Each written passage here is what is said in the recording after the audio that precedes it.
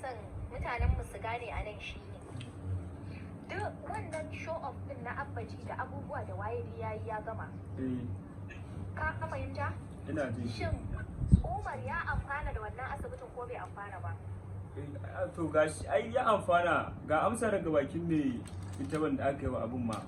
Wai tambaya take. To ina so ku gane. Amfana ko baka? Na amfana mana. Amfani kai. Abubuwa guda uku. Na ji na yadda cewa abbaji show off yake yi. Abbaji yayi kyautan me ake cewa riya?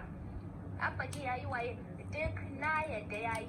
Ya kike cariya? To in aka tashi sai mun da me za a ce? Kana ji? Ina ji. Ya hasala na ji ya hada ku da Ibrahim.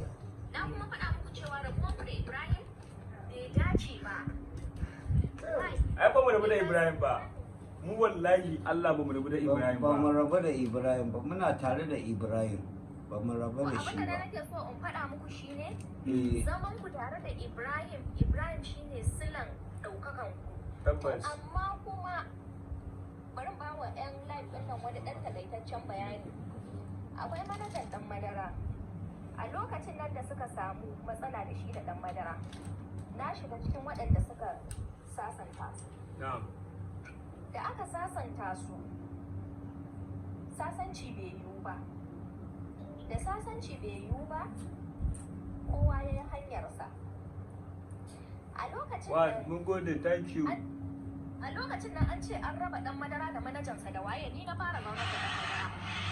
Ya ce masa kada ka rabu da manajanka. Saboda manajanka shi ne ya fara maka bidiyo har ka taka matsayin da ka taka. Haka ne gaskiya. Saboda haka kada ka rabu da shi. Idan kun samu matsala da manajanka ko ya yi laifi, kamata a zaunar da manaja a yi masa magana. Sai ya gyara. Sai kuma a dawo a ci gaba da hidima kamar yadda aka saba. Manajan ɗan madara ya mun wani abu wanda har gobe ina ganin mutuncinsa. Ya je ya mun DM ya ce min da Allah Hajjaju, kin yi magana kwanakin baya kin ce kina so zaki taimaka